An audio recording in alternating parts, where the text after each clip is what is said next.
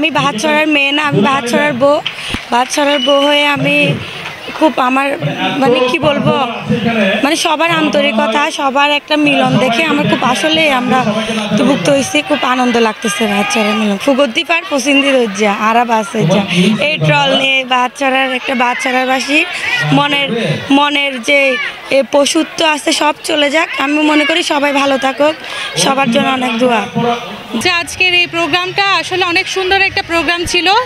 আমরা বাহাতছড়াবাসীরা সকলে মিলে সকলের প্রচেষ্টায় এত সুন্দর একটা অনুষ্ঠানের আয়োজন করা হয়েছে, যেখানে আমাদের বাহাতছড়াবাসীর আসলে এটা একটা ঈদ পুনর্মিলনী অনুষ্ঠানের মতোই মনে হচ্ছে আমার কাছে।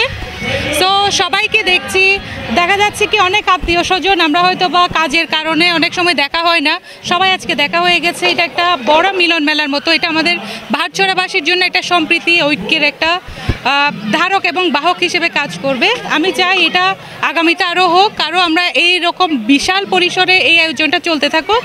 সো যারা অর্গানাইজার ছিল সবাইকে অসংখ্য ধন্যবাদ, এবং যারা এসেছে জয়েন করেছে এখানে সবাইকে অসংখ্য ধন্যবাদ এবং অভিনন্দন।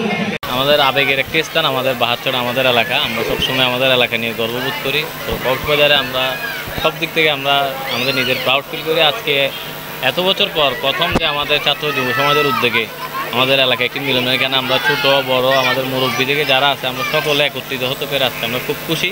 ইনশাল্লাহ আগামী বছর থেকে প্রতি বছরই এই দ্বারা অব্যাহত থাকবে, আমরা এটা প্রতিষ্ঠা করি। এটি আসলে অসাধারণ একটি আয়োজন ছিল। দীর্ঘদিন ধরে আমাদের বাহাতছড়ার যুব সমাজ, ছাত্র সমাজ একত্রিত হয়ে এই ধরনের একটি অনুষ্ঠান করার জন্য তারা কাজ করে যাচ্ছিল। আমরা পেছন থেকে সামনে থেকে শারীরিক মানসিকভাবে অনেক পরিশ্রম করে আজকে যে উপস্থিতি বাহাতছড়ার সর্বস্তরের জনগণের যে স্বতঃস্ফূর্ত অংশগ্রহণ আমি দেখতে পেয়েছি, তা আমি আবেগ আপ্লুত হয়েছি এবং আমার কাছে মনে হয়েছে এটি অনেক বড় এক সম্ভাবনার দ্বার উন্মোচিত হয়েছে। আজকের এই অনুষ্ঠান থেকে আমি আমার ব্যক্তিগত পক্ষে মত পার্থক্য সব এলাকায় থাকে, শুধু বাহাতছড়ায় না।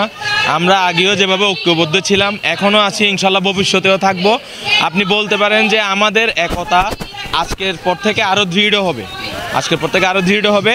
আর আমরা পরিশ্রম করেছি বলতে আমরা আয়োজকের মধ্যে ছিলাম 30 জন যুবক, সবার নিরলস পরিশ্রম আছে, অনেক রাত ঘুম হয়নি। এটা এই পরিশ্রমের কথা ভাষায় বলে প্রকাশ করা যাবে না। এই পরিশ্রমের এই যে কষ্ট, সেটা আজকের আনন্দের মাধ্যমে সেটা আমরা ভুলে যাব। আরেকটা বিষয়